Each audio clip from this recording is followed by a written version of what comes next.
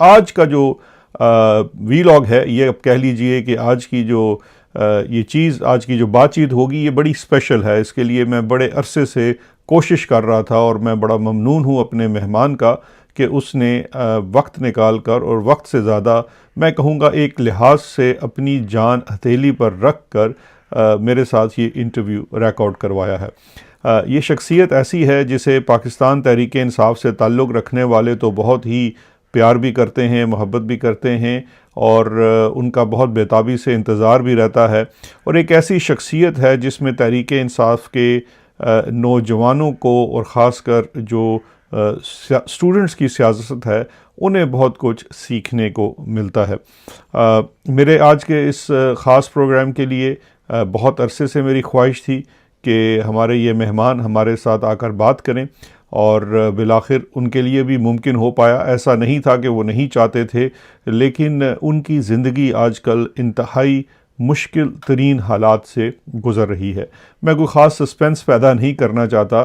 میں بہت عرصے سے کوشش کر رہا تھا کہ خیبر پختونخوا اور پاکستان میں پاکستان تحریک انصاف کی ایک بہت قداور شخصیت ہے اور اس کی قداوری کے پیچھے دراصل عمران خان کی جو سیاست کہہ لیجئے، نظریاتی سیاست کہہ لیجئے، تحریک انصاف کا سفر کہہ لیجئے، جد و جہد کا سفر کہہ لیجئے، چاہے اس میں پاکستان کے لیے کام کرنا ہو، پختونوں کے لیے کام کرنا ہو، عوام کے لیے کام کرنا ہو، ہر جگہ ہمیں یہ شخص صف اول میں نظر آتا ہے. مجھے اپنے اس مہمان کے ساتھ بہت قریب سے بھی کچھ وقت گزارنے کا موقع ملا. میرے یہ کولیگ رہے کیبنٹ کے اندر اور کابینہ کے اندر کچھ آپ کہہ سکتے ہیں کہ ایک ہاتھ کے بھی کچھ حصے کے اوپر گنے جانے والے لوگ تھے جو سمجھ لیجئے کہ میرے لیے نیک خواہشات بھی رکھتے تھے اور مجھے بھی ان کے بارے میں ہمیشہ کہہ لیجئے کہ کوئی یہ نہیں تھا کہ کوئی کسی بھی قسم کا کوئی کمیونیکیشن گیپ ہو یا ایشو ہو. میرے پڑوسی بھی تھے ایک لحاظ سے اور عمران خان صاحب کے بھی بہت پسندیدہ کہہ سکتے ہیں کیونکہ اس کی وجہ یہ ہے کہ ان کی سیاست جو ہے وہ شاید عبادت کا درجہ رکھتی تھی اور وہ ان کی سیاست عمران خان اور اس کے نظریے سے جڑی ہوئی تھی. میں بات کر رہا ہوں خیبر پختونخوا کے لیڈر اور الیکٹڈ سینیٹر مراد سعید صاحب کی. مراد سعید صاحب کو گمنامی میں جانا پڑا، روپوشی میں جانا پڑا، مفروری میں جانا پڑا، جو بھی آپ اس کے لیے نام استعمال کرنا پڑے. یہ کوئی اتنا آسان نہیں تھا اور پچھلے 3 سال سے زائد کا عرصہ جو وہ روپوشی میں گزار رہے ہیں، جب یقین جانیے کہ میں اس بات کا گواہ ہوں کہ کتنے برے طریقے سے اس وقت چاہے وہ مشتاقی نگاہیں ہوں یا کہتے ہیں کہ مشکی ناک ہو، وہ ان کو ڈھونڈ رہا ہے. ان کی تلاش میں جگہ جگہ چھاپے مارے گئے، جن لوگوں پہ شک تھا ان کے گھروں کے لوگ اٹھائے گئے، بہت کچھ کیا گیا، لیکن شکر ہے خدا کا کہ مراد سعید جو ہیں کسی محفوظ مقام پر موجود ہیں. اسی لیے کمیونیکیشن ایک بہت بڑا ایشو رہتا ہے. لیکن مراد سعید صاحب نے گاہے بگاہے جب بھی ان کو موقع ملتا ہے انہوں نے اپنی خاموشی توڑی. انہوں نے ہمیشہ کوئی نہ کوئی پیغام پہنچایا. انہوں نے کوشش کی پردہ غیب میں رہ کر آپ کہہ سکتے ہیں کہ بہت کچھ کنٹریبیوٹ کرنے کی کوشش کرتے رہتے ہیں. لیکن اس کے ساتھ ساتھ ہماری طرح وہ بھی موجودہ حالات سے کافی جسے کہتے ہیں نالاں بھی نظر آتے ہیں اور پریشان بھی ہیں. میں اس بات کا بھی گواہ ہوں کہ مراد سعید نے اپنی اس روپوشی کی مدت میں بہت دفعہ باہر آنے کی بھی کوشش کی، لیکن ان کو حکم ملا کہ انہوں نے باہر نہیں آنا ہے. خیر، آج میری بات کم ہوگی اور میں مراد کے سامنے آپ کے سوالات رکھ رہا ہوں اور ان کا شکر گزار ہوں کہ وہ آئے، انہوں نے اپنے لیے اتنے مشکل ترین وقت میں سے یہ انٹرویو کرنے کا فیصلہ کیا. اچھا جی، اب سب سے پہلے میں بات جہاں سے شروع کرنا چاہوں گا مراد سعید صاحب سے. سب سے پہلے تو مراد آپ کو ویلکم اور آپ کا بہت شکریہ کہ آپ نے یہ ہم آپ کو کسی دن پھر سنائیں گے کہ کس طرح سے مراد سے یہ انٹرویو ہو پایا. لیکن سب سے پہلے میں آپ سے ایک چیز جاننا چاہتا ہوں جو آئی تھنک سب لوگ سننے والے دیکھنے والے جاننا چاہتے ہیں کہ آپ کے لیے ہم جانتے ہیں کہ آپ کے لیے اس وقت بہت مشکل وقت ہے اور آپ نے بڑی مشکل سے یہ انٹرویو ریکارڈ کروایا ہے، جس کے لیے میں آپ کا ذاتی طور پر شکر گزار ہوں۔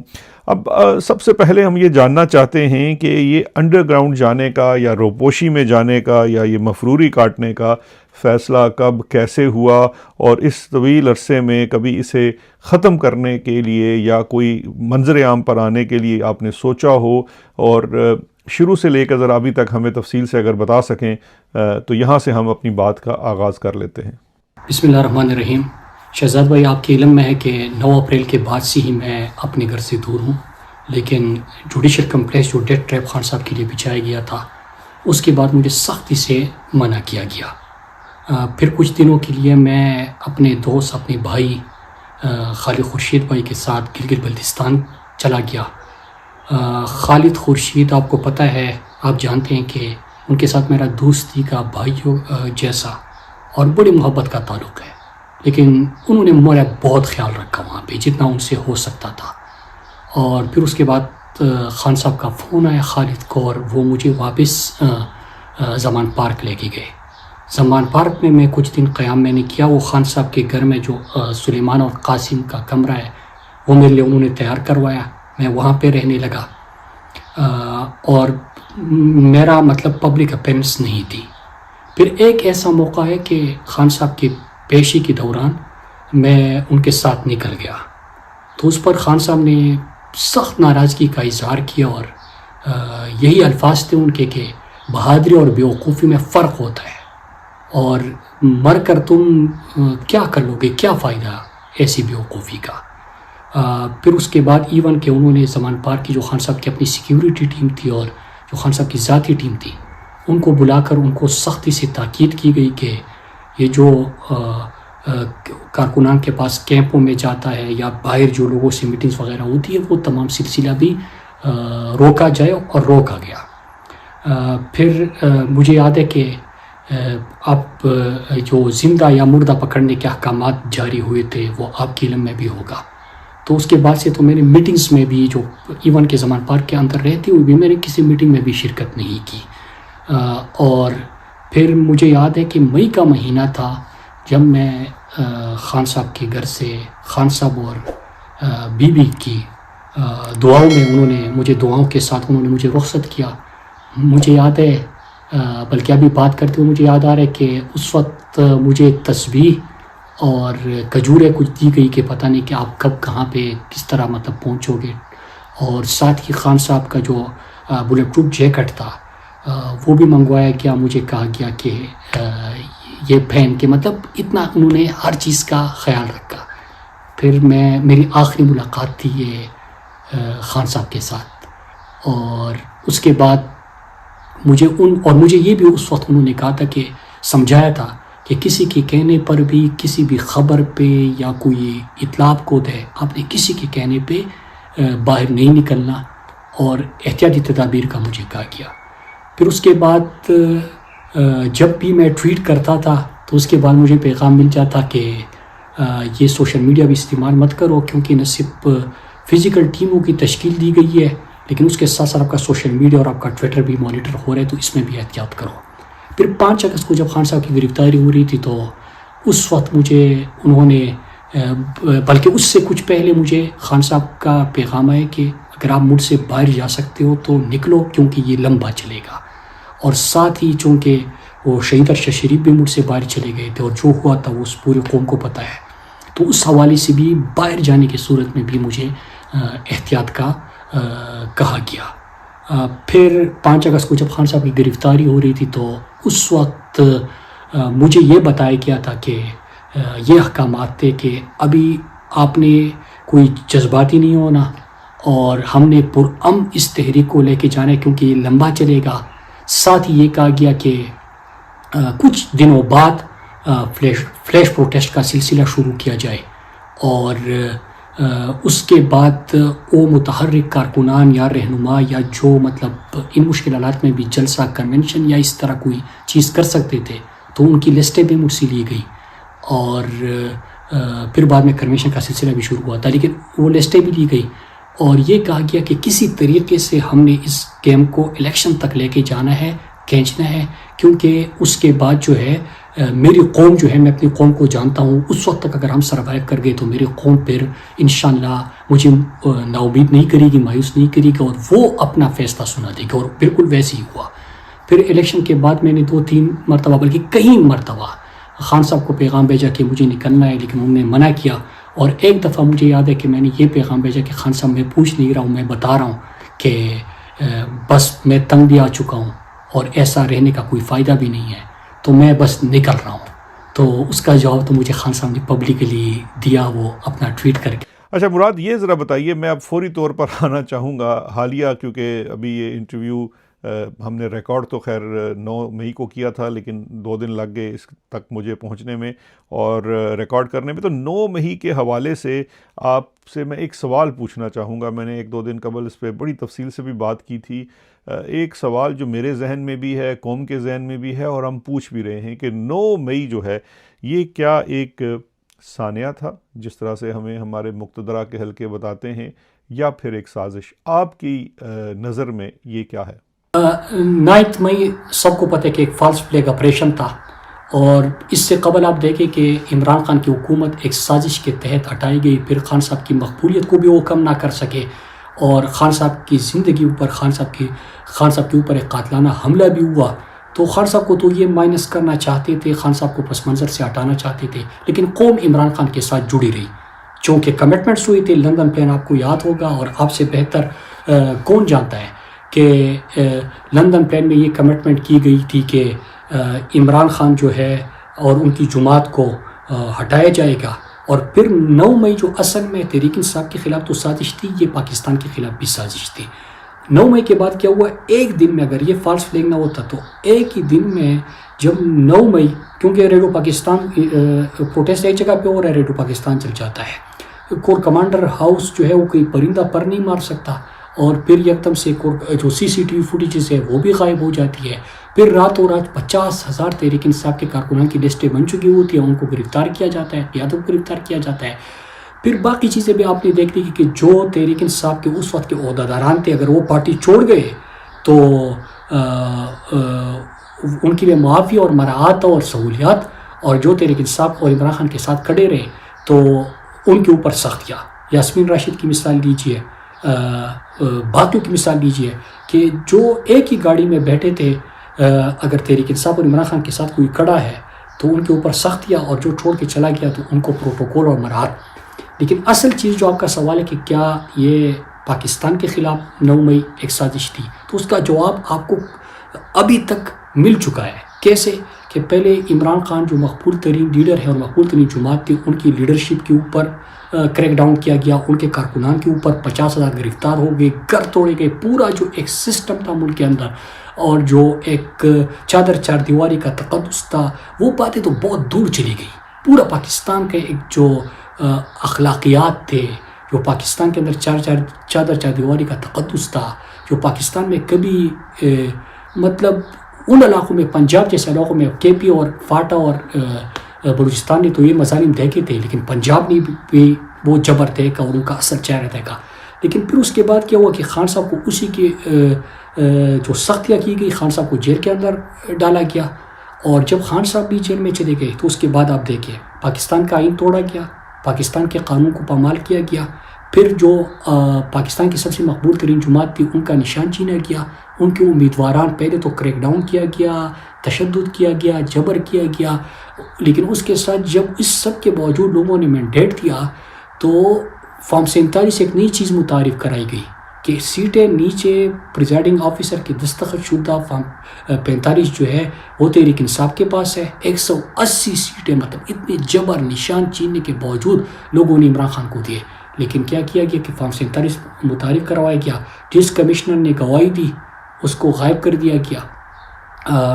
پھر اس کے بعد ایک فارم 47 کی پارلیمنٹ اور وزیر اعظم جو ہے وہ مقرر کیے گئے، اور پارلیمنٹ کیسی رہی؟ فارم 47 والی پارلیمنٹ کیا ہوگی؟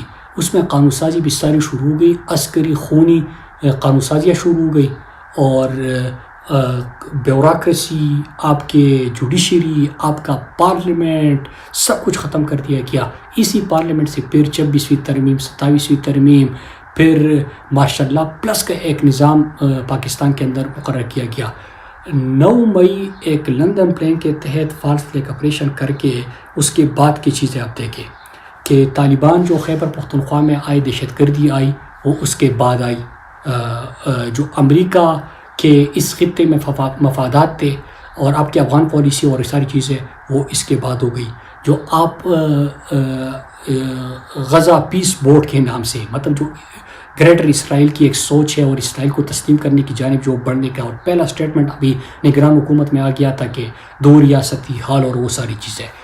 تو انٹرنیشنلی اگر آپ دیکھیں، آپ پاکستان کی فارن پالیسی دیکھیں، پاکستان کے اندر جو ایک نظام تھا، پاکستان کی جوڈیشری، بیوروکریسی، پارلیمنٹ، وہ سب کچھ بھی ختم کر دیا گیا. یہاں پہ جو تقسیم، جو نفرت ہے، جو پامالیہ، وہ تمام چیزیں شروع ہو گئی. تو یہ سارا کیا ہے؟ پاکستان کی معیشت اس وقت تباہ ہے، پاکستان کے ایکسپورٹس نہیں ہے، پاکستان کی اکانومی برباد ہے، پاکستان کا ہر ادارہ برباد ہے، دہشت گردی واپس آ چکی ہے، جنازے اٹھ رہے ہیں. جو افغانستان کے ساتھ آپ کے تعلقات ہو گئے، جو آپ نے غزہ امن بورڈ کے نام سے، مطلب اصل میں تو اسرائیل والا اور امریکہ کی پالیسی تھی، تو ادھر چلے گئے. اب ایک ڈکٹیٹر ہے، مارشل لا پلس کا نظام ہے، اور پاکستان اس وقت ان کے قبضے میں ہے. تو یہ پاکستان کے خلاف ہی سازش تھی.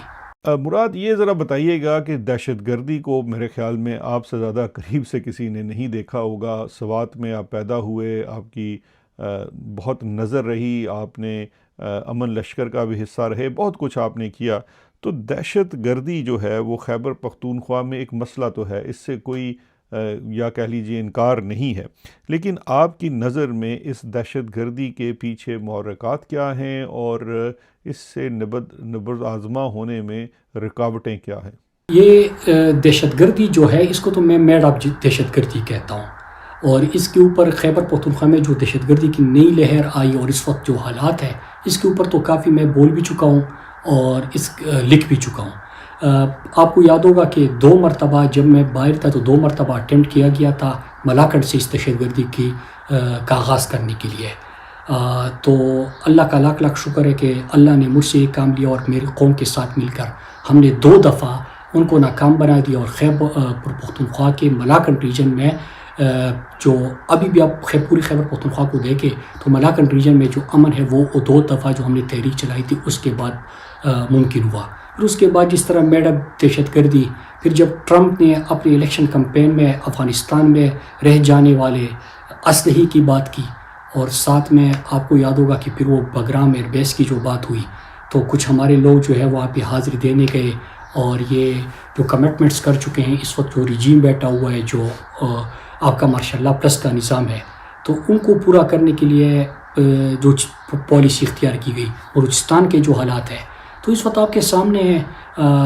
دہشت گردی کے ٹاپک کے اوپر میں بڑا مختصر اس لیے بات کر رہا ہوں کہ باقی چیزوں کے اوپر بھی ہم بات کریں، کیونکہ اس کے اوپر تو میں تحریکیں بھی چلا چکا ہوں. میڈ دہشت گردی ڈالری جنگ میں اس کو کہتا ہوں. اور 1979 ہو، اس سے ہمارا تعلق نہیں تھا. ہمارا ایک ملٹری ڈکٹیٹر تھا، وہ اس طرف چلا گیا، جنرل ضیاء الحق. اور پھر ہمارے گلی محلے میں جو کلاشنکوو کلچر آیا، جو منشیات آئے، وہ آپ کے سامنے ہے.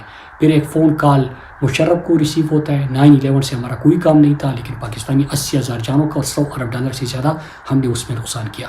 پھر آج کل بھی ایک ڈکٹیٹر بیٹھا ہوا ہے، اور ان ڈکٹیٹر کی پالیسی سے کیا ہوتا ہے کہ بدامنی ہوتی ہے، جنازے اٹھتے ہیں، لوگ ہمارے شہید ہوتے ہیں، جوان شہید ہوتے ہیں، ملک کا بیڑا غرق ہو جاتا ہے.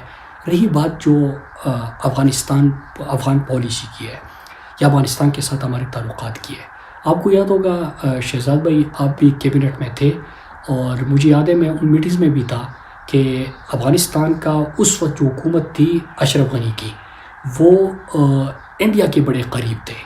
تو اس کے باوجود عمران خان نے ان کے ساتھ مسلسل بات چیت کا سلسلہ جاری رکھا اور ان کو انگیج کیا، کیونکہ آپ کے پڑوسی تبدیل نہیں کر سکتے. لیکن جو موجودہ حکومت ہے اس پہ تو پاکستان نے خوشیاں منائی تھی، اور یہ پاکستان کے ساتھ ان کے بہتر تعلق ہے. کیونکہ 2 چیزیں ہیں نا، ایک تو موجودہ جو حکومت ہے، اور دوسرا ہوتا ہے وہ ناردرن الائنس جس کو کہتے ہیں، یا وار لارڈس کہتے ہیں، یہ جو افغانستان کے ہوتے ہیں، وہ زیادہ تر انڈیا کے قریب سمجھے جاتے ہیں، اور پچھلا رجیم بھی اسی طرح تھا. تعلقات ٹھیک تھے. 2 دفعہ عمران خان نے ان کے جو مسائل تھے اس حوالے سے OIC تمام جو عالم اسلام ہے ان کو مدعو کیا, وہ میٹنگز کیے. لیکن جب عمران خان چلے گئے اور یہ جو بین الاقوامی سطح پہ اور پھر جو ٹرمپ کے الیکشن مہم کے دوران اسلحے کی بات ہوئی, تو یہاں پہ تو ویسے بھی ہم بیڈ اپ ڈگری جنگ کی طرف بڑھنا چاہتے تھے. اور پھر جب بگرام ایئر بیس کی بات ہوئی تو ہم نے اپنی سروسز وہاں پہ بھی پرووائڈ کر دیے. تو ایسی چیزیں کر دی. اور حالانکہ آپ کو یاد ہوگا کسی دوران خان صاحب کے بیانات آئے کہ خیبر پختونخوا حکومت اور ساتھ میں اچھا صاحب کو کہا کہ وہ وفد لے کے جائے اور افغانستان جائے, لیکن اس کو ملک کے خلاف سازش قرار دیا گیا. اور پھر آپ کے سامنے حالات کہ آپ نے اپنے پڑوسی کے ساتھ زبردستی حالات خراب کر دیے. اور کیوں خراب کر دیے؟ وہ کسی اور کی خوشنودی کے لیے آپ یہ چیزیں کر رہے ہو. رہی بات اس کی تفصیلات کی تو میں اس پہ ذرا مختصر بات اس لیے کر رہا ہوں کہ اس پہ میں لکھ بھی بہت چکا ہوں اور بات بھی بہت کر چکا ہوں. جی اچھا, اب مراد یہ بتائیے گا کہ ایک بہت زیادہ چیز ہمیں جس کا سامنا ہے وہ یہ ہے کہ عمران خان صاحب سے جو کہہ لیجئے کہ رابطہ ہے یا کمیونیکیشن ہے اس پہ تقریباً پورا بلیک آؤٹ کر دیا گیا ہے, اور تقریباً 6 ماہ ہونے کو آگے ہیں کہ عمران خان صاحب سے رابطہ بھی نہیں ممکن رہا. نہ انہیں ہماری خبر ہے نہ ہمیں ان کی خبر ہے.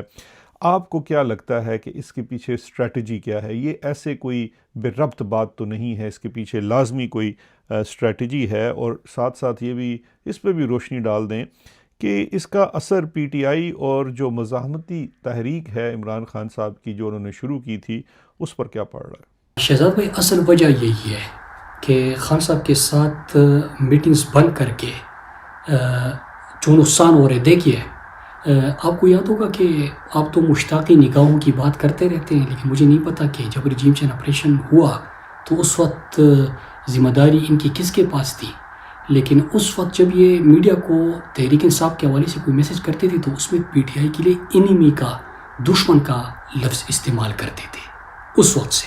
اور یہ مسلسل آپ ان کا جو کمیونیکیشن ہو رہا ہے اس میں PTI کو دشمن سے پکارا جاتا ہے. تو اب فوج کے اندر دشمن کو تباہ کرنے کے لیے یا نقصان پہنچانے کے لیے کیا طریقہ کار استعمال ہوتا ہے؟ سب سے پہلے وہ کیا کرتے ہیں کہ کمانڈ اینڈ کنٹرول سینٹر جو ہے اس کو تباہ کرتے ہیں.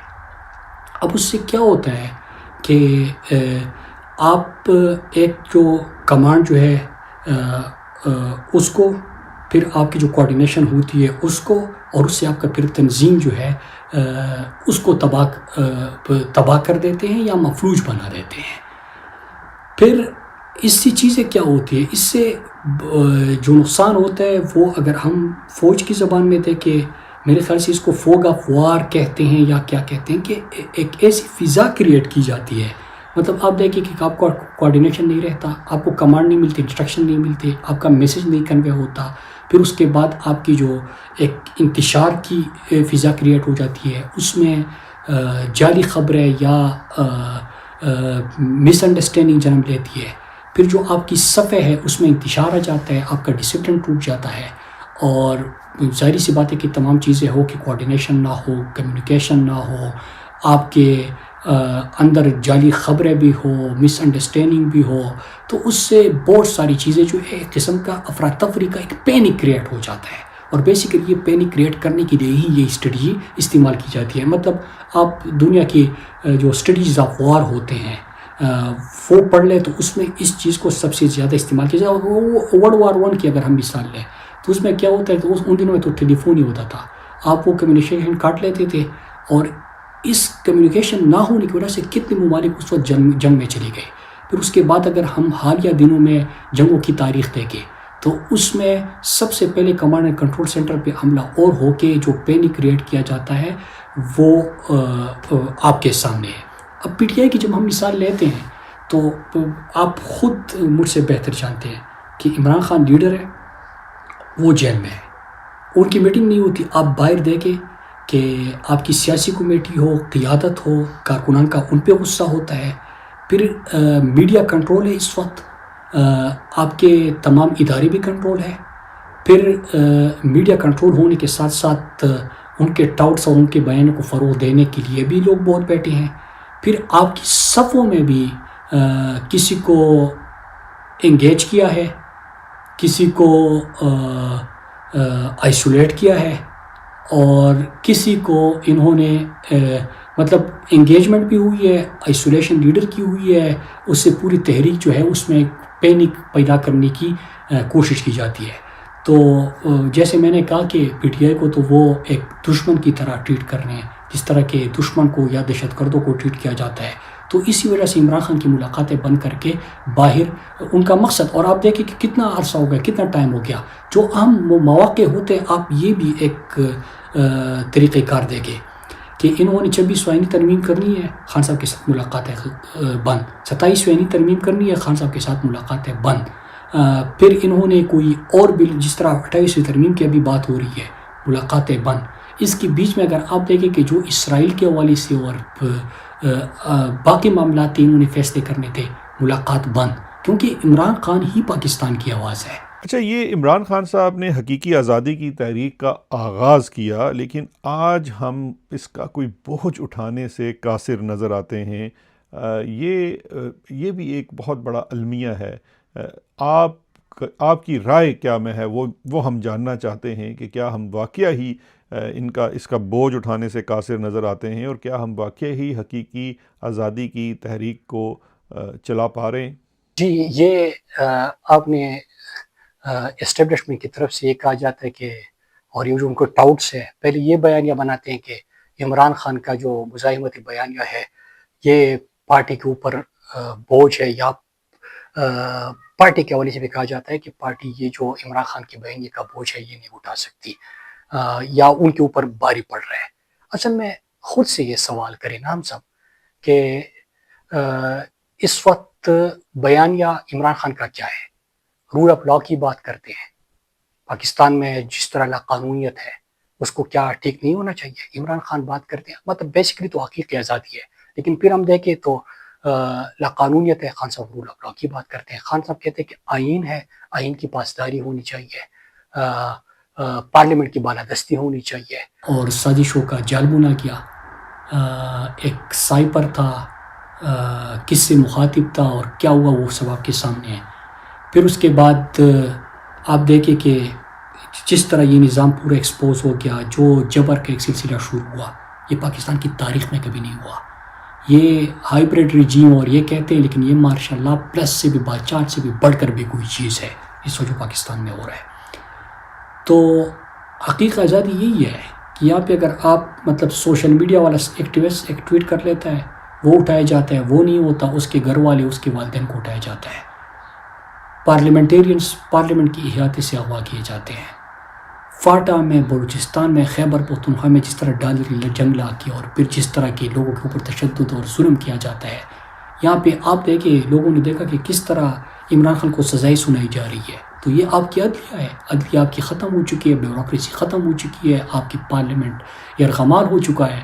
تو ان تمام چیزوں کے بعد اب ہر کوئی حقیقی آزادی کو سمجھ پایا ہے، چاہے وہ پاکستان کی فارن پالیسی ہو کہ کسی اور کے کہنے پہ جب آپ جنگوں میں جاتے ہیں یا آپ کسی اور کے مفادات کے لیے کہیں پہ میڈ آف دہشت گردی لے کے آتے ہیں تو اس سے پاکستانوں کے جنازے اٹھتے ہیں، پاکستان کی معیشت تباہ ہوتی ہے. پھر جس طرح کہ آپ اپنے من اور اپنے مفادات کے مطابق اور اپنی طاقت کو اور اقتدار کو طول دینے کے لیے فیصلے کرتے ہیں تو اس سے بھی پاکستان کو ہی نقصان ہوتا ہے. اور حقیقی آزادی کی جدوجہد جو ہے وہ عمران خان کی انشاءاللہ رہائی ہوگی، اور عمران خان نے جو قوم کو شعور دیا ہے یہی حقیقی آزادی کی طرف لے کی جائے گی. تو حقیقی آزادی عمران خان نے یہ سوچ دیا، یہ شعور دیا، اور عمران خان انشاءاللہ حقیقی آزادی کا خواب جو ہے وہ پورا کریں گے. اور پاکستان کے فیصلے پاکستان میں بھی ہوں گے، پاکستان کے فیصلے آئین کے مطابق ہوں گے، قانون کے مطابق ہوں گے. قانون کے مطابق چاہے وردی والا ہو، چاہے عام سویلین ہو، چاہے امیر ہو، چاہے غریب ہو، چاہے کوئی بھی ہو، وہ سب برابر ہوں گے. پاکستان میں آپ انسانی حقوق ہوں گے، پاکستان میں عوام کے مینڈیٹ کے مطابق فیصلے ہوں گے، پارلیمنٹ جو ہے وہ آزاد اور خود مختار ہوگا، بالادست ہوگا. تو یہ تمام چیزیں انشاءاللہ وہ اپنے آنکھوں سے دیکھیں گے، اور یہی خواب عمران خان نے دیا ہے. اور حقیقی آزادی عمران خان کی رہائی ہوگی، اور عمران خان ہی حقیقی آزادی کی جدوجہد کو شعور دیا ہے، اس کو ہم نے جمع پہنائیں گے انشاءاللہ. اچھا مراد، یہ تو اب آپ نے بہت اچھا ہمیں سارا انالیسس کر کے بھی بتا دیا، اپنی رائے بھی بتا دی، آپ کے پاس کافی وقت بھی ہوتا ہے چیزوں کو دیکھنے کے لیے، سمجھنے کے لیے۔ مجھے یہ بتا دیجئے کہ پاکستان تحریک انصاف کے پاس آج کے دن جب ایک بہت زیادہ مایوسی پھیلی ہوئی ہے، یہاں میں یقین جانیے اوورسیز کے اندر بھی لوگوں میں مایوسی ہے، اور اس کی واحد وجہ شاید یہ بھی ہے کہ اپنے لیڈر سے، اپنے مرشد سے لوگوں کا رابطہ نہیں ہے۔ اب یہ بتائیے کہ آج جماعت کے پاس آپشنز کیا ہیں، وہ کیا کر سکتی ہے، یہ ذرا ہمیں ضرور روشنی فرما دیجیے۔ ایسی جماعت کے پاس آپشن بہت زیادہ ہوتے ہیں۔ رہی بات پاکستان تحریک انصاف کی، آپ کو پتہ ہے کہ جو جبر، جو ظلم کیا گیا، اس وقت پی ٹی آئی کے اگر ہم دیکھیں تو لیڈر جیل میں ہے، قیادت باقی بھی جیلوں میں ہے، یا جلاوطن، ملک سے دور، یا روپوش۔ تو پی ٹی آئی کے اوپر تو ابھی بھی بہت ایک کٹھن وقت ہے، لیکن اس کے باوجود پولیٹیکل پارٹی کے پاس اور پاکستان تحریک انصاف کو کوئی پولیٹیکل سپیس بھی نہیں دی جا رہی، مطلب اس طرح ٹریٹ کیا جا رہا ہے جس طرح کہ دشمن ملک کو یا دشمن کو یا کسی دہشت گرد کو ٹریٹ کیا جاتا ہے، ٹھیک ہے۔ لیکن اس کے باوجود آپشنز بہت ہوتے ہیں، مطلب جیسی الیکشن ہوا، مطلب اسی جبر کے باوجود لوگوں نے، قوم نے عمران خان کے ساتھ کھڑے ہو کے ان کو ووٹ دیا۔ یہ الگ بات ہے کہ اسی وقت اگر احتجاج ہوتے، میرے بار بار اس وقت اگر آپ دیکھیں وائس نوٹس آ رہے تھے اور میں بار بار بتا رہا تھا کہ اپنا مورچہ چھوڑنا نہیں ہے، آپ نے کھڑا رہنا ہے جب تک آپ رزلٹ نہیں لیتے، لیکن کسی کا خیال ہوگا کہ عدالت کو انصاف مل جائے گا، نا کہ عدالت سے کیا انصاف مل جاتا ہے۔ جو فیلڈنگ سیٹ ہوئی تھی اور یہ جس طرح کے ایک قدم ہو رہا ہے، تو شہزاد بھائی آپ کو یاد ہوگا کہ ان دنوں بھی میں زمان پارک، یہ بنی گالہ کی میٹنگز میں بھی کہتا تھا کہ یہ جو ہے نہ الیکشن ٹائم پہ ہوگا، نہ باقی چیزیں ہوگی، اور یہ جو ایک جبر کا اور یہ جو ایک بادشاہت کی سوچ پائی جا رہی ہے، جو لندن میں معاہدے ہوئے ہیں، جو کمٹمنٹس ہوئے ہیں، جو لندن پلان ہے، جو پھر شریف خاندان اور ان کے بیچ جو کمٹمنٹس ہوئے ہیں، یہ بڑا لمبا ایک سلسلہ ہے۔ لیکن آپشنز کیا ہوتی ہے اس وقت ہم یہ کر سکتے ہیں، جب الیکشن ہوا تو خیبر پختونخوا کی حکومت کے پاس بہت آپشنز تھے، آپشن ایز اٹ از کہ مطلب ایز کے جو فاٹا میں، یہ سابقہ فاٹا میں کر رہے ہیں، جو ڈرون حملے کر رہے ہیں، جو ملیٹری آپریشن کر رہے ہیں، جو دہشت گردی لے کے آ رہے ہیں، اس کے اوپر آپ بولنے سے زیادہ میرے خیال سے جو 4-5 اقدامات قانون طور پہ آپ وہ کر سکتے تھے۔ پنجاب میں آپ اپوزیشن میں تھے، بڑی جماعت تھے، پارلیمنٹ کے اندر آپ بڑی جماعت ابھی بھی ہے، لیکن آپ پارلیمنٹ کے باہر پارلیمنٹ لگا کے اگر ایک کام کر لیتے نا کہ ایک ایجنڈا پارلیمنٹ کا تیار ہوتا ہے، آپ ایجنڈا تیار کرتے، لیکن آپ اس ایجنڈے کی کاپیاں بھی تقسیم کرتے، میڈیا کو بھی بھیجتے، سب کو بھیجتے، اور اس میں آپ کیا کرتے کہ جو اس وقت جو عاصم منیر کی ڈکٹیٹرشپ ہے اس کے اوپر بات کرتے، جو یہ گولیاں چلا کے لوگوں کو سیدھا گولی چلا کے مار رہے ہیں اس کے اوپر بات کرتے، جو انسانی حقوق کی پامالیاں ہو رہی ہے اس کے بات کرتے، اپنی اسمبلی لگاتے، بہت سارے ایشوز ہیں، وہ نہیں ہوا، اب کیا ہو سکتا ہے؟ اب پچھلے دنوں میں نے کہا تھا، اور ہمارے کارکنان اور ہمارے سوشل میڈیا ایکٹیوسٹ یہ سب بھی کنفیوژن کا شکار ہو جاتے ہیں، لیکن میں ایک بات کرنا چاہتا ہوں، آپشنز کی بات ہوتی ہے۔ اس وقت آپ اندازہ کریں شہزاد بھائی کہ آپ کا ملک کا سب سے مقبول ترین لیڈر، پاکستان کا عظیم بیٹا عمران خان جیل میں ہے، ان کی آنکھ ضائع ہو گئی، ان کی اہلیہ بشریٰ بی بی، ان کا کیا قصور ہے؟ انہوں نے کیا کیا ہے؟ اپنے شوہر کے ساتھ کھڑی رہی، باپردہ خاتون ہے، اپنی عبادت کرتی ہے، اپنی عبادت گزار ہے، اس کا ان کے ہتھ کنڈوں سے، لیکن جو غلیظ کمپین ان کے خلاف چلائی گئی، جو عمران خان کے ساتھ قید تنہائی میں ڈال کے جبر کیا جاتا ہے، تو اس کے بعد میں سوال کرتا ہوں کہ کس طرح ہمارے پارلیمنٹیرینز یا جو ہماری قیادت یا جو بھی ہے، مطلب میں کسی کو یہ نہیں کہتا کہ کوئی مخلص نہیں ہوگا، وفادار نہیں ہوگا، ہر کوئی اپنی کوشش کر رہے ہیں، لیکن اگر کسی کے لیے تھوڑی بہت آسانی ہے، آپ عاصم منیر کے جبر میں بھی اگر پارلیمنٹ جا سکتے ہیں، اسمبلی جا سکتے ہیں، ٹاک شو میں جا سکتے ہیں، تو اس کا مطلب ہے کہ آپ کے لیے آسانی ہے، ورنہ یہاں پہ لوگوں کی زندگیاں برباد ہو گئی ہیں، گھر اجڑ گئے ہیں، جنازے اٹھ چکے ہیں، تو اس میں آپ کیا کر سکتے ہیں؟ سب سے پہلے تو تحریک انصاف نے یہ فیصلہ کرنا ہے نا کہ عمران خان کا جو کمیونیکیشن یہ بند کر دیتے ہیں، تو کہا جاتا ہے کہ اچھگزئی صاحب کو اختیار دیا جاتا ہے حسین پاکستان کو، پھر سیاسی کمیٹی پہ بات آ جاتی ہے، سیاسی کمیٹی فیملی کی بات کر لیتی ہے، پھر قیادت کی بات آ جاتی ہے، پھر خیبر پختونخوا کے چیف منسٹر کی بات آ جاتی ہے، اور میں نے اس کی ایک لمبی فہرست لکھی بھی تھی کہ یہ فیصلے یہ جو مختلف پلیٹ فارمز ہیں یا باڈیز ہیں یہ خود کر سکتے ہیں. تو ہم اس وقت اپنے لوگوں کے لیے کیوں کچھ نہیں کر رہے؟ ہم کیوں کوئی فیصلہ نہیں کرتے؟ تو کتنا مشکل ہوگا شہزاد بھائی کہ ایک ہی چھت کے نیچے سارے ایک دن بیٹھ جائے 1 گھنٹے کے نوٹس پہ. ویسے بھی الگ الگ ملاقاتیں تو ہوتی ہے، لیکن جو میں نے 4-5 نام لیے، تحفظ یعنی پاکستان، 2 جو لیڈرشپ ان کی ہے علامہ ناصر صاحب اور چودھری صاحب جس کا خان صاحب نے نام دیا ہے، چیف منسٹر خیبر پختونخوا، آپ کی سیاسی کمیٹی جس میں آپ کے تمام صوبائی صدور بھی بیٹھے ہیں، اور صوبائی صدور اور آپ کی جو باقی قیادت ہے وہ بیٹھی ہوئی ہے، اور فیملی کو بھی بلا لے، ان کو بٹھا لے. کنفیوژن کہاں پہ آ جاتی ہے؟ آپشنس پہ بات ہونی ہے نا. آپشنس تو بہت ہے. اسمبلیوں کے باہر اسمبلی لگائیں تو اسی سے چلا گیا، لیکن ایسی اسمبلی جہاں پہ اراکین بھی آغا ہوتے تو آپ اسمبلی سے ریزائن بھی کر سکتے ہیں. آپ پورے پاکستان بند کرنے کی طرف بھی جا سکتے ہیں. پورے پاکستان کی میں بات اس لیے کرتا ہوں کہ بہت جگہوں پہ بات کی جاتی ہے کہ اپنی حکومت جہاں پہ ہو بند کرنے سے کیا فائدہ حاصل ہوگا. تو پھر تو میں یہ بھی کہتا ہوں کہ قلم چھوڑو کہ کیا جو تھا وہ لوگ صحیح تنقید کر رہے تھے، پھر اس کا کیا فائدہ. تو بات یہ کہ آپ یہ کریں کہ آپ خیبر پختونخوا کا جنید اکبر میں سمجھتا ہوں کہ وہ کر سکتے ہیں، خیبر پختونخوا بند کر سکتے ہیں.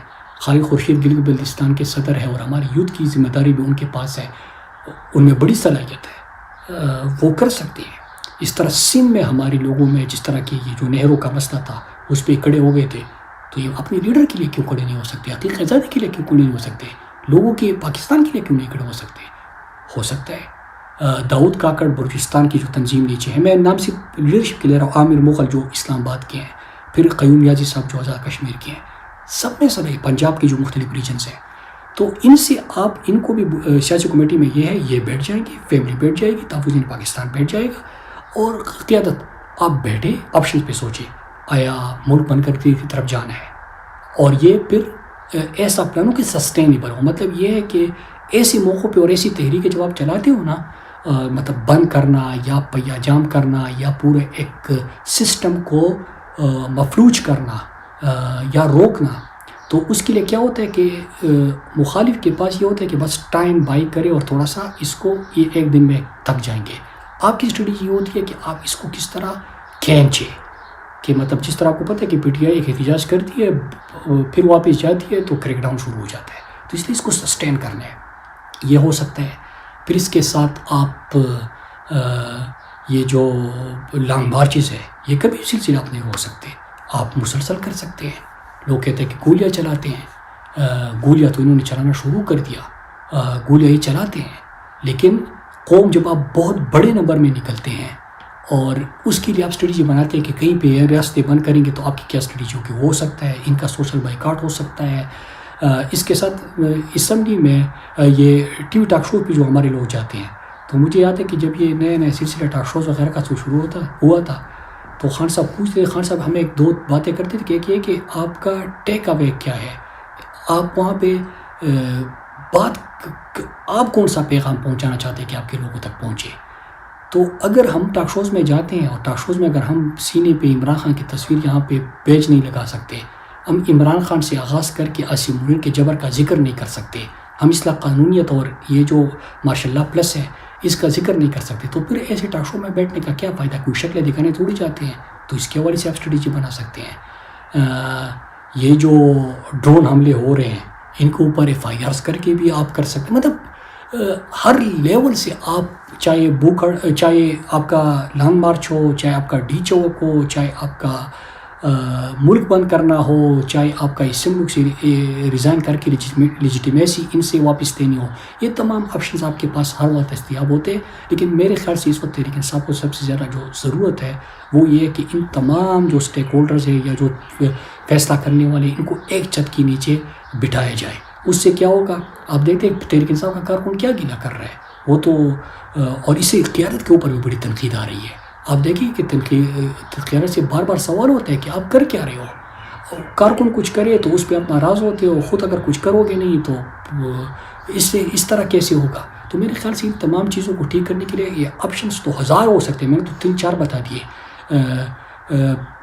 بہت زیادہ آپشنس آپ کے پاس، دھرنے ہو سکتے ہیں، مارچز ہو سکتے ہیں، شہر بند کرنے ہو سکتے ہیں، ملک بند کرنا ہو سکتا ہے، سپلائی لائنز بند کرنے ہو سکتے ہیں، بہت ساری چیزیں ہو سکتی ہیں، پرام طریقے سے ہو سکتے ہیں.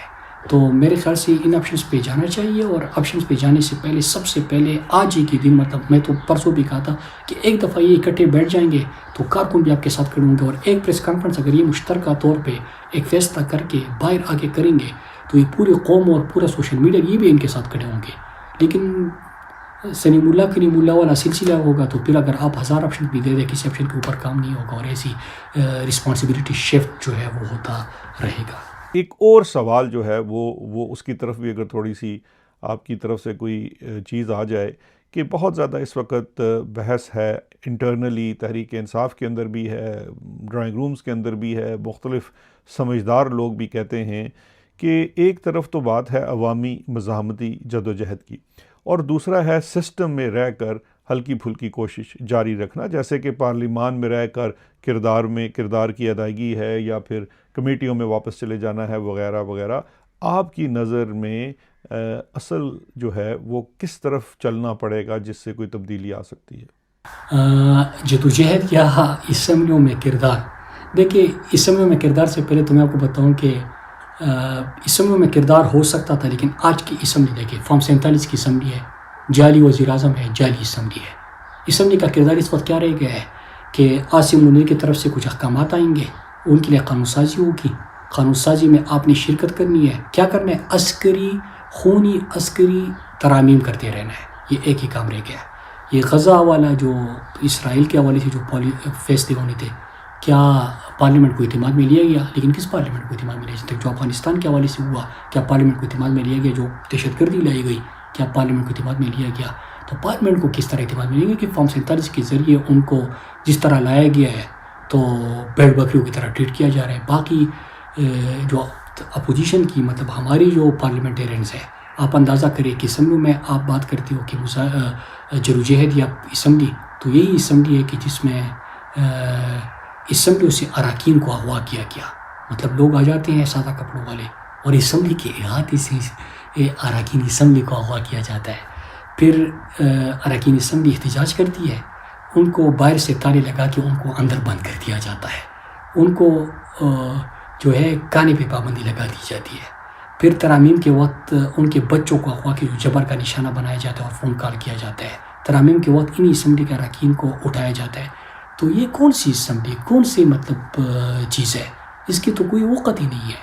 اور اس نظام پہ میرے خیال سے جو کچھ ہو رہا ہے نا اس ملک میں، ایک دفعہ اس نظام کو اس طرح ایکسپوز ہونا تھا، کیونکہ آپ اس طرح اس میں ریفارم نہیں لے کے آ سکتے تھے. تو جدوجہد ہی واحد رستہ ہے. میں اس بات پہ میں تو جو پارلیمنٹری ڈیموکریسی ہے پاکستان کی، مطلب کیا ڈیموکریسی ہے وہ بھی ہم نے دیکھ لیا کہ ووٹ پورا فارم 45 میرے پاس ہے، میں 2 لاکھ ووٹ لے کے چل چکا ہوں، دوسرا بندہ 200 ووٹ لے چکا ہے، 200 کو 2 لاکھ بنا دیا اور 2 لاکھ کو 200 بنا دیا ہے.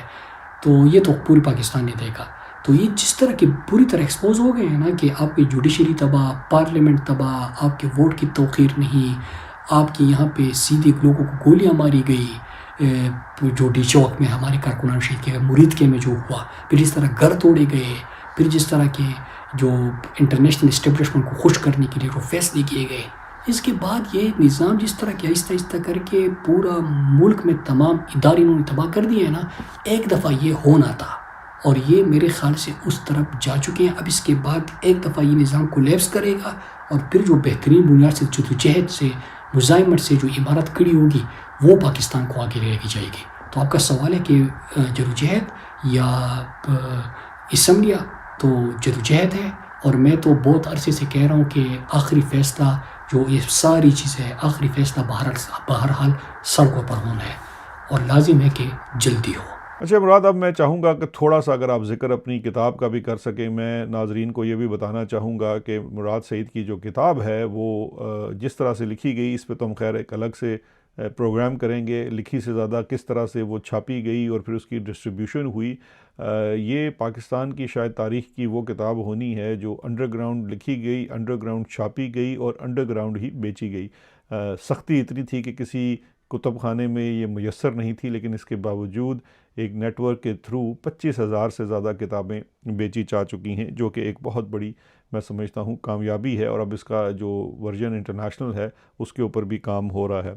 لیکن یہاں سے شروع کرتے ہیں کہ کتاب کیوں لکھی اور وجہ کیا بنی. ویسے جو لوگ روپوشی میں ہوتے ہیں یا جیل چلے جاتے ہیں وہ تو آپ بیتی لکھتے ہیں، لیکن میں تو آپ کی کتاب کو بہت دفعہ پڑھ چکا ہوں اور مجھے یہ آپ بیتی سے زیادہ پاکستان بیتی اور یا مور اسپیسیفکلی خیبر پختونخوا بیتی لگتی ہے. شہزاد بھائی، یہ کتاب لکھنے کا ارادہ تو پہلے تھا. اس کے افتتاحیہ میں نے ذکر کیا ہوا ہے کہ جب امریکہ کا افغانستان سے وڈرال ہو رہا تھا تو اس وقت بھی جو بھی میں نے دہشت گردی کی جنگ کو قریب سے دیکھا تھا، اس کے حوالے سے جو کچھ لکھا تھا وہ میں ارشد بھائی کے پاس لے کے گیا، اور ارشد بھائی کو میں نے کہا کہ اس کے اوپر اپنی رائے دے. وہ بڑے خوش تھے. یہ عدیل راجہ اور علی عثمان اور اس کے علاوہ میرے خیال سے ارشد بھائی کی فیملی کو بھی پتہ تھا کہ یہ ہے، لیکن ارشد بھائی مجھے پھر بار بار پش کرتے رہے کہ کب آپ پبلش کر رہے ہیں، لیکن اس وقت میں کسی وجہ سے نہیں کر سکا. پھر اس کے بعد جو یہ دہشت گردی کی نئی لہر آئی تو آپ کو پتہ ہے کہ میں اس کے اوپر امن پاسون اور تحریک وغیرہ بھی چلاتا تھا. ڈرون حملوں کے حوالے سے بھی سفید جھنڈے لے کے لوگ نکلتے تھے. تو کیا ہوا، پہلے فیس پہ تو ہم ملاکنڈ میں کامیاب ہو گئے، پھر اس کے بعد میں خود کو پوش تھا تو میں جتنا کر سکتا تھا میں نے وہ کیا. لیکن جب میں نے دیکھا کہ اب یہ جو دہشت گردی ہے یا یہ دہشت گردی کی جنگ ہے یا جو پورے عمران خان کے حوالے سے جو ان کے فیصلے ہوئے تھے انٹرنیشنل اسٹیبلشمنٹ وغیرہ کا کردار اور پھر ہماری اپنی اسٹیبلشمنٹ کا ان کی خدمت میں جو ہے خدمت گزاری میں جو جس حد تک وہ گئے تھے، تو مجھے لگا کہ اب مجھے یہ خیبر ایجنسی سے مجھے یا خیبر ایجنسی ہو گئی یا وزیرستان ہو گیا، مجھے لگا کہ یہاں پہ اب بس آپریشن شروع ہوگا اور پھر سے ہمارے جنازے اٹھیں گے اور یہ ڈرون حملوں کا سلسلہ وغیرہ بند نہیں ہو سکتا. اب چیزیں بہت آگے گئی. مطلب پہلے کوشش کی، ملاکنڈ میں ناکام بنایا، پھر اس کے بعد مختلف جگہوں پہ آواز اٹھائی، امن پاسون منعقد کی. لیکن جب لگا کہ اب یہ جنگ جو ہے چاہے افغانستان کے ساتھ معاملات ہو، چاہے دہشت گردی کی نئی لہر ہو، یہ سب کچھ اب آ چکا ہے، تو میں چاہتا تھا، میری خواہش تھی، میری کوشش تھی کہ جو خیبر یا وزیرستان میں یہ کرنے جا رہے اس سے پہلے میں اپنی پوری قوم کو یہ عقائد بطور کتاب کے پہلے جو افتتاحیہ ہے اس میں یہ واضح طور پہ لکھ بھی چکا ہوں کہ اس کا مقصد کیا ہے کہ ہم لوگ ہیں، اگر پوری پاکستان کو پتہ نہیں ہے، کہیں پہ پتہ نہیں ہے کہ جو رات کو ڈرائنگ روم میں بیٹھ کے چائے کے چسکے لیتے ہوئے ہم خبرنامہ دیکھتے اور اس میں ٹکرز جو نیچے چلتے ہیں اس پہ جو ہماری اتنے شہید ہو گئے، اتنے مر گئے اور اتنے ڈرون حملے اور مارٹر گولے پہ اتنے زخمی ہو گئے، جو آپ کے لیے جو یہ چیزیں چلتی ہیں نا، اور یہ جو صرف ایک ٹائم پاس کا کام ہوتا ہے، یہ ہماری زندگیاں ہوتی ہے. تو میں چاہ رہا تھا کہ میں پوری پاکستانیوں کے پاس اس کے حقائق رکھوں. اچھا، اس میں وہ چیزیں ہیں شہزاد بھائی، اگر آپ نے پڑھی ہو تو یہ پاکستانیوں سے مطلب کی نظر سے بالکل اوجھل ہے. یہ جو دہشت گردی کی جنگ اور یہ جو آپریشن یہ تباہی لے کے آتی تھی، جو ڈرون حملوں کے جو وکٹمز ہیں ان کی جو کہانیاں اس میں ہم نے لکھی ہے، جو مارٹر گولے ہوتے ہیں، کس طرح یہ ایک مارٹر گولے سے درجنوں لوگ جو ہے وہ شہید ہو جاتے ہیں. پھر اس میں پیسے کا ڈالری جنگ اس کو کیوں کہا جاتا ہے، پھر یہ افغانستان میں جو کچھ ہو رہا ہے، پھر اس میں یہ تمام چیزیں، اور عمران خان کا ایبسولوٹلی ناٹ کیا تھا، عمران خان کا بیانیہ کیا تھا، اور عمران خان کے اوپر جو آج ظلم ہو رہے ہیں وہ کیوں ہو رہے ہیں، گریٹر گیم کیا ہے. تو یہ تمام چیزیں اس کے اوپر تھا. لیکن اور مقصد اور آبجیکٹو بھی کیا تھا، وہ یہی تھا کہ آواز اٹھائی، جدوجہد کی، پھر آواز اٹھائی. جب لگا کہ گھر ہماری دہلیز تک آ گئی ہے تو پورے پاکستان کو بتانے کے تاکہ پورا پاکستان اٹھے، کیونکہ ہم سب نے خود اپنی وہ اسٹیبلشمنٹ تو فیصلہ کر چکی ہے، وہ تو گھر آپ کے آنگن تک لے کے آ چکی ہے، آپ کے دروازے پہ دستک دے رہی ہے. تو روکنا جو تھا اور اپنی کوشش کرنا اور حقائق لوگوں کے سامنے رکھنا اصل مقصد تھا. ہاں یہ صحیح ہے کہ اس وقت 1-2 صفحے جو ہے جس کا کتاب کے 1% سے بھی تعلق نہیں ہے، اور صرف ذکر جو ہوا تھا وہ صرف جو واقعات کا تسلسل تھا اس زمرے میں ہوا تھا، وہ ڈسکشن پہ آیا اور پھر باقی چیزیں آپ کے سامنے ہیں. اچھا مراد، ایک اور سوال بھی کھڑا ہوتا ہے، پیدا ہوتا ہے. اکثر لوگ پوچھتے ہیں کہ کتاب کی خاص تشہیر نہیں کی لیکن اس کے باوجود ریکارڈ سیل ہو گئی. یہ صرف بتائیے گا کہ یہ کتاب کی تشہیر نہ کرنا اور ابھی انٹرنیشنل ورژن میں بھی جو ڈیلے آ رہا ہے، اس کی بنیادی وجہ ہے کیا؟ کوئی مشکل آڑے ہے یا اس کے پیچھے بھی کوئی اسٹریٹجی ہے؟ ہاں، اس طرح کے کتاب کی تشہیر تو ہم نے اس لیے نہیں کی کہ مجھے یاد ہے کہ جب یہ کتاب آ رہی تھی اور یہ کتاب کتنی مشکل سے مطلب کہ اس کو ہم چھپوانے میں کامیاب ہوئے. کوئی بھی بک سٹور جو ہے پاکستان میں آپ کو پتہ ہے کہ کسی بھی بک سٹور پہ اویلیبل نہیں ہے, لیکن سوشل میڈیا پہ کہیں کوئی چلا رہے تھے کہ یہاں پہ کیسے دستیاب ہے یا نہیں ہے. کسی جگہ پہ بھی اس میں مکمل طور پہ پابندی انہوں نے پاکستان میں لگائی, مطلب ان اناؤنسڈ جو ہے وہ پابندی تھی ایک قسم کی. تو کہیں پہ تو یہ دستیاب نہیں ہے. ہاں ہم نے کیوں تشہیر نہیں کی, اس کی وجہ تو آپ کو مجھ سے بہتر پتہ ہے, لیکن ایک چیز ہے کہ مجھے پاکستان سے جو باہر ہیں اوورسیز پاکستانیز, انہوں نے پیغام بھجوائے تھے کہ ہم اس کی لانچنگ کرنا چاہتے ہیں اور روڈ شوز کا وہ ذکر کر رہے تھے. تو میں نے کہا کہ یہ لوگ کہتے ہیں کہ ڈائیورجن ہوگی, پتہ نہیں کہ کوئی انقلاب ہمارے گھروں تک آ چکا ہے اور بس انقلاب آ چکا ہے, لیکن یہ کتاب جو ہے اس کی وجہ سے وہ انقلاب رک جائے گا. تو میں نے کہا کہ مجھے انقلاب کی جلدی ہے, کتاب بعد میں بھی ہو سکتی ہے, کیونکہ کتاب کیا ہوتا ہے, آپ کبھی کبھار اپنے جب بک سٹور میں جاتے ہیں, آپ مہینے میں اپنے لیے کسی بک سٹور پہ جا کے کتابیں خریدتے ہوں گے, اگر جو کتاب بینے کا شوق رکھتے ہیں, تو اس میں کوئی کتاب 50 سال پہلے لکھی جا چکی ہوتی ہے, کوئی 10 سال. تو یہ کسی ایشو یا ایونٹ پہ نہیں ہوتا کہ آپ اس کی مطلب ڈائیورٹ کرنے کی, کسی ایشو کو کرنے کی کوشش کریں. لیکن خیر میں نے ان کو کہا, وہ جو اوورسیز پاکستانیز تھے بہت سارے ہمارے پی ٹی آئی والوں نے رابطے کیے تھے, پیغام بھجوائے تھے کہ نہیں ڈائیورجن کیا ہوگی, ہمیں تو ایونٹ بنانا ہے نا, اس وقت عمران خان کا بیانیہ پہنچانا ہے.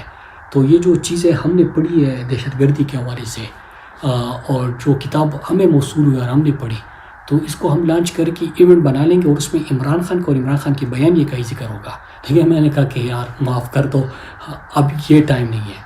پھر اس کے بعد ابھی کچھ عرصہ پہلے مجھ سے رابطہ ہوا کہ اس کا آن لائن لانچنگ بھی تیار ہے. میں نے کہا کہ خدا کے لیے انقلاب پہنچ چکا ہے اور پورے قوم سڑکوں پہ ہے, اگر یہ کتاب آپ نے آن لائن بھی لانچ کر دیا تو میرا انقلاب رک جائے گا, تو اس کو تھوڑا سا ڈیلے کر دیں.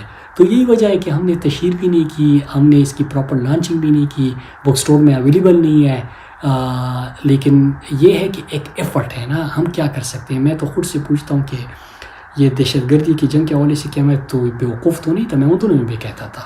مجھے پتہ نہیں تھا کہ اگر ریاست آپ کی ایک چیز لے کے آ رہی ہے اور یہ میڈ اپ دہشت گردی ہے, اور ملاکنڈ میں جس طرح یہ بارڈر کراس کر کے پھر یہ سوات تک پہنچے, پھر شانگلہ تک پہنچے, اور میں اس کو روک رہا ہوں قوم کے ساتھ مل کر, اور جو مجھے دھمکیاں اور جو مجھے مارنے کی کوشش ہو رہی تھی, تو میں تو بیوقوف تو نہیں تھا. لیکن مجھے عمران خان نے یہ سکھایا ہے, اور اللہ کا شکر ہے کہ اللہ نے یہ چیز میرے دل میں ڈالی ہے کہ میں نے تو خود اپنے گھر میں یہ مشکلات دیکھے. میری والدہ کو میں نے جس حال میں دیکھا, میرے اپنے بھائی کو جس حال میں دیکھا, میں اپنے گھر کو تباہ ہوتے دیکھا, اپنی مسجد کو شہید ہوتے دیکھا.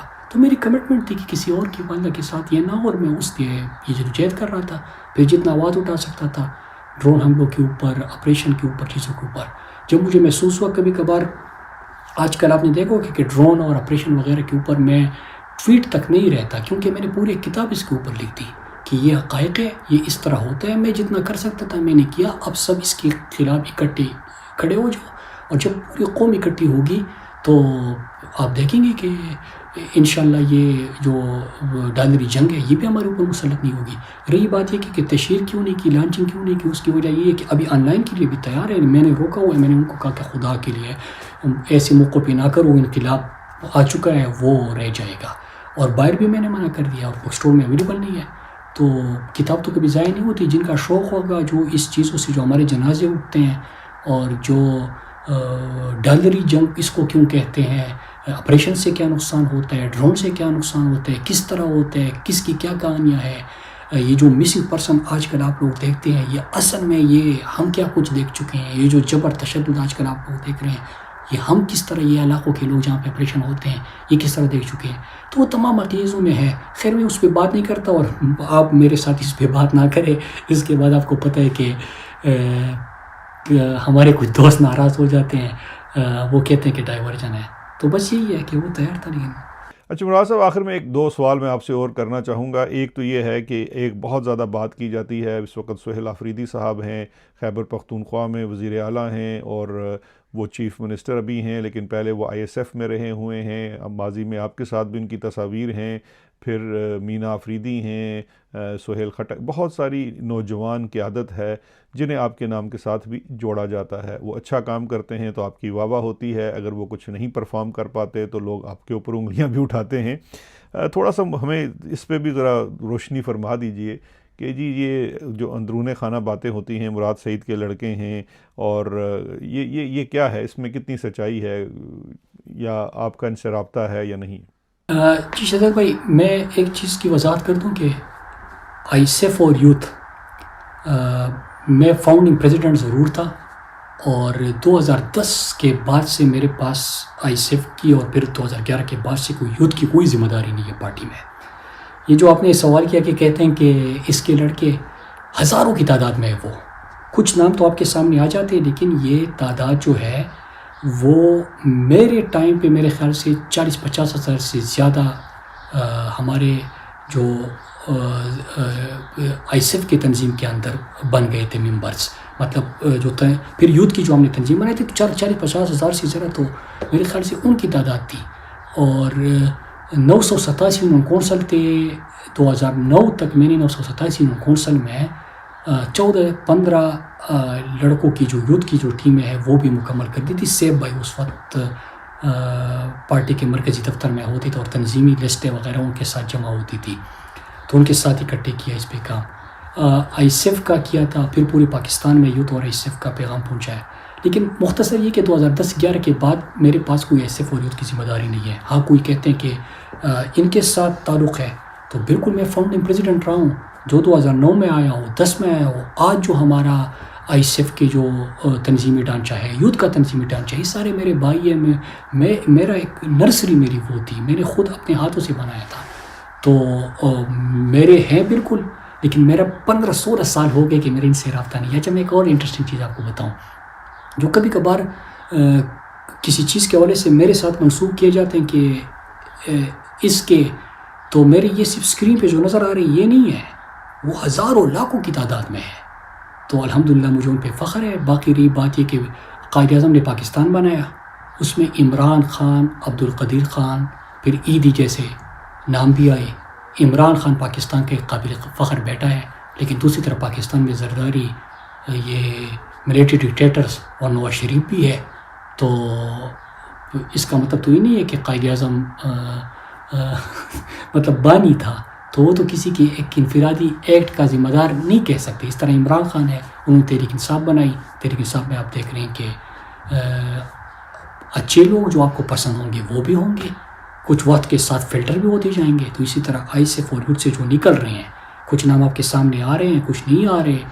بہت ساری قیادت اس پلیٹ فارم سے پارٹی کو ملی. نرسری ہے یہ، اچھے مزاحمت والے تگڑے مختلف صوبوں میں وہ نام بھی آپ کو ملے. کچھ اچھے نہیں بھی ہوں گے. تو لیکن میری حد تک جو بات ہے، میں 16 سال ہو گئے ہیں، میرے 15-16 سال کہ میرا ان کے ساتھ کوئی تنظیمی تعلق بالکل بھی نہیں رہا. اور میں اس کا کبھی مطلب میں فاؤنڈنگ پریزیڈنٹ ضرور تھا، میں نے یہ بنایا، لیکن اس کے بعد جو ہے وہ میں، اور کبھی کبھار صرف ISF کو چھوڑا جاتا ہے، حالانکہ یہ بھول جاتے کہ میں یوتھ کا بھی پریزیڈنٹ تھا. تو میں فاؤنڈنگ پریزیڈنٹ ضرور تھا، لیکن پھر میں چھوڑ گیا. پھر میرے بعد کچھ سال کوئی اور رہا، لیکن مجھے آخری 3 جو پارٹی کی طرف سے دیکھتے تھے وہ مجھے یاد ہے. عثمان ڈار صاحب چند سالوں کی طرح کے لیے ISF اور یوتھ کے ذمہ دار تھے. پھر اس کے بعد شہباز گل صاحب جو ہے وہ کچھ عرصے کے لیے بنے تھے، اور انہوں نے بھی یوتھ اور ISF کے ساتھ کام کیا.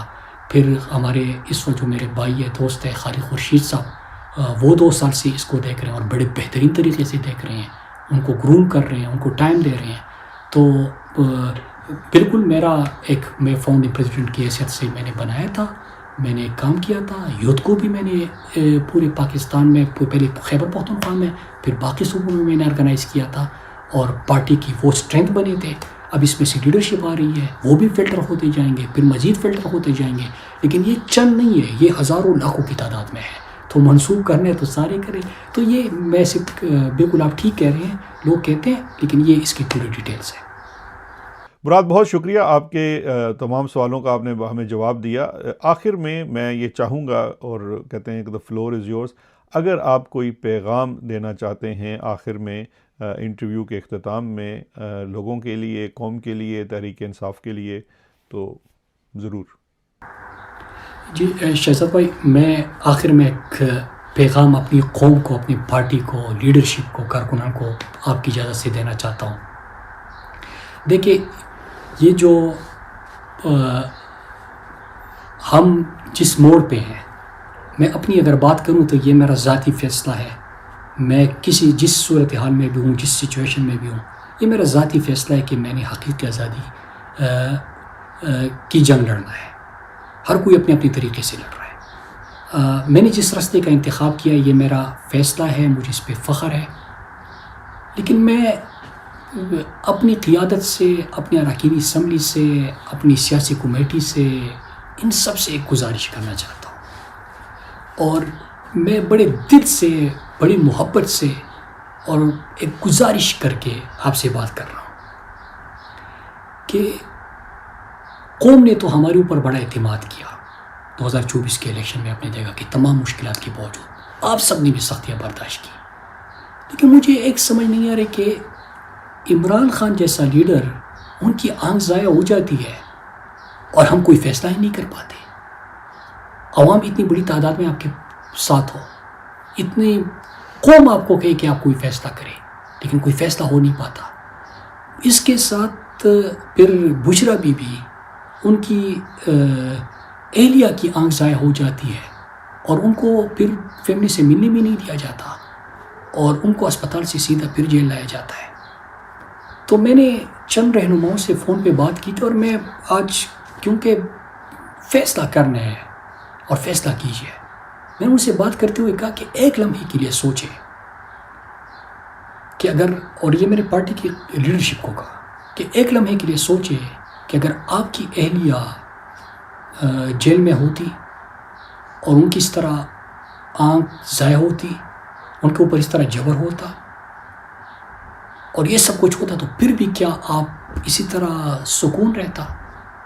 عمران خان مطلب اپنا چھوڑے یار، عمران خان کی زندگی کو خطرہ لاحق ہو، ان کو فیملی سے نہیں ملنے دیا جا رہا، ان کو ذاتی ڈاکٹر تک رسائی نہ ہو، اور اس کے لیے آپ کو احکامات بارہا ملے، اور ایک سپریم کورٹ کے باہر دھرنا کیا چیز ہے کہ آپ وہ نہیں دے سکتے.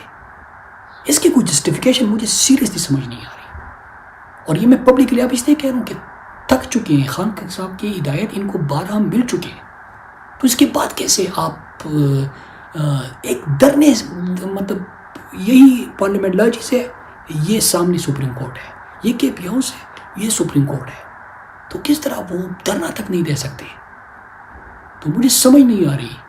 لیکن میں ایک گزارش کرتے ہوئے بتا دوں کہ اس وقت آپ ہماری لیڈرشپ ہے، آپ کی طرف بھی سب دیکھ رہے ہیں، کیونکہ فیلڈ میں آپ ہیں، میچ آپ کھیل رہے ہیں، وہاں پہ آپ موجود ہیں. یا تو آپ کی قیادت جیل میں ہے، یا روپوش ہے، یا ملک سے باہر ہے، جلا وطن ہے، اور کوئی خوشی سے نہیں گیا، اور آپ بھی مشکل میں ہوں گے. لیکن میں سمجھتا ہوں کہ اس وقت کوئی بھی اگر اپنی بیوی بچوں کے ساتھ مل سکتا ہے، جو بھی پاکستان میں رہتے ہوئے رات اپنے گھر میں گزار سکتا ہے، جو بھی پاکستان میں رہتے ہوئے گاڑی میں سفر کر کے ٹی وی ٹاک شو تک جا سکتا ہے، کوئی بھی گاڑی میں سفر کر کے واسکٹ پہن کے یا سوٹ پہن کے اسمبلی تک جا سکتا ہے، تو اس کا مطلب ہے کہ عظیم منیر کی یزیدیت میں اور ڈکٹیٹرشپ میں آپ کے لیے پھر بھی آسانی ہے. تو یہ آسانی آپ فیصلہ کیجئے کہ آپ کی اپنی ذات کے لیے ہے، یا عمران خان اور پاکستان اور پاکستانی قوم کی جس مقصد کے آپ کو منتخب کیا ہے اس کے لیے بھی کچھ کرنا ہے. میری گزارش ہے، آپ کرتے بھی ہوں گے، لیکن میں سب سے اپیل کرتا ہوں، زیادہ نہیں، 1 مہینے کے لیے آپ ایک آبجیکٹو لے کے متحد ہو جائے اور ہر آپشن استعمال کریں، یکا بنائیں، فیصلہ کریں کہ میں اگر میرے لیے آسانی ہے تو میری ذات کے لیے نہیں ہوگی، یہ کاس کے لیے ہے. اور میں ایک دن بھی اگر مجھے ملتا ہے باہر اور سکون سے، تو یہ میں سڑکوں پہ گزاروں گا، تحریک میں گزاروں گا، جدوجہد پہ گزاروں گا، اور عمران خان کی رہائی کے لیے، بشرا بی بی کی رہائی کے لیے، قیادت کی رہائی کے لیے اور حقیقی آزادی کے لیے اس کو صرف کروں گا. میری گزارش ہے کہ اگر 1 مہینہ بھی آپ، جو تنظیم ہماری اس وقت موجود ہے، جو ہماری اراکین اسمبلی ہے، جو ہمارے قیادت ہے، ہماری قیادت ہے، یہ سب ایک زباں ہو کے ایک ہی آبجیکٹو لے کے کہ سوشل میڈیا پہ پوسٹ بھی عمران خان کا ہوگا، آواز بھی عمران خان کی ہوگی، سکون ایک دن سے نہیں کریں گے، ایک دن کے لیے نہیں کریں گے، بیٹھیں گے نہیں اور مسلسل جدوجہد کریں گے. 1 مہینے کے لیے مسلسل جدوجہد کر کے آپ اتنا ٹف ٹائم دے سکتے ہیں، لیکن کریں تو صحیح. اور اچھا میں پبلکلی یہ کہ میں کسی کے پر میں کوئی نہیں ہوتا کسی کے اوپر غداری کے فتوے لگانے والا، لیکن میں یہ سمجھتا ہوں کہ جو جس کے لیے بھی تھوڑی بہت آسانی ہے نا یار، بس بہت ہو گیا یار، لوگوں کی زندگی چلی گئی. میں ایک چیز آپ کو اور بھی بتا دوں، یہ کبھی کبھار کہتے ہیں کہ کوئی ایک عہدیدار دوسرے عہدیدار کو ٹارگٹ کرتا ہے، دوسرا کمیونیکیشن نہیں ہوتا تو پھر کارکن کی طرف سے بھی غصہ آ جاتا ہے.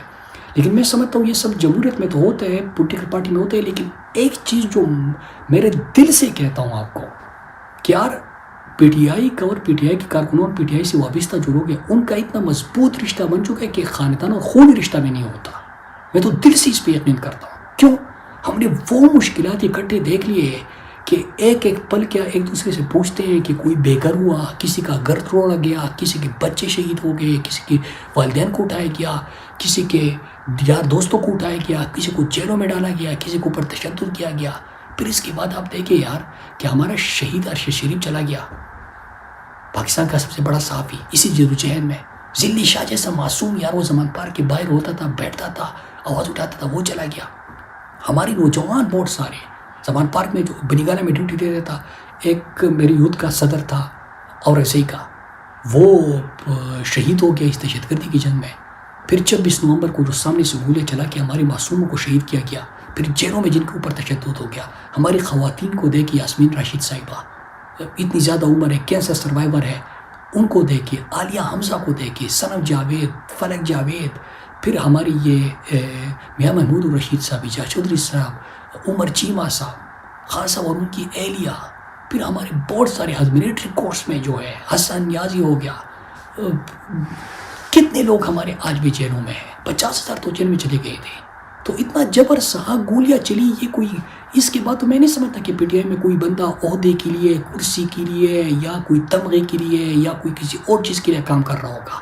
ہمارا تو ایک ہی مقصد ہے، عمران خان نے جو ہمیں دیا ہے پاکستان کا، عمران خان کا، تو اس کے لیے 1 مہینہ متحد ہو کے مسلسل جدوجہد کیوں نہیں کی جا سکتی؟ تو میری گزارش ہے بھائی کہ ایک چیز کے لیے کھڑے ہو جائے.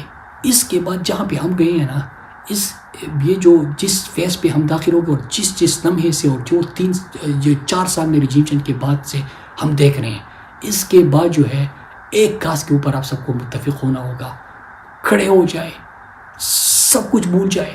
اور مجھے پتہ ہے ہر بندے کے ایک دوسرے کے ساتھ جو رشتہ بن چکے وہ بڑا مضبوط ہے، لیکن ثابت کرے 1 مہینہ کیا کہ آپ کوشش کرنی ہے، انشاءاللہ آپ جیت جائیں گے. لیکن تب ہوگا جب آپ دل سے سمجھیں. ناظرین، آپ نے مراد سعید کا انٹرویو سنا. پروگرام کی طوالت تھی، لیکن یہ ایک ایسا آپ کہہ لیجئے کہ مشکل سے حاصل کیا گیا انٹرویو تھا جو آپ تک پہنچانا ضروری تھا. اس کو ضرور آپ نے دیکھنے کے بعد اپنی رائے سے آگاہ کرنا ہے کہ مراد کی جو باتیں ہیں ان سے آپ کس حد تک ایگری کرتے ہیں، نہیں کرتے ہیں، یا جو مختلف خاص کر انہوں نے بات کی ہے کہ ہمارے لیے آگے کا کیا راستہ ہے، حقیقی آزادی کے لیے جد و جہد، یا پھر ہم کوئی سسٹم کے اندر رہ کے کردار ادا کریں. اس کے ساتھ ہی اجازت دیجیے اس خصوصی ٹرانسمیشن سے. شکریہ. خدا حافظ.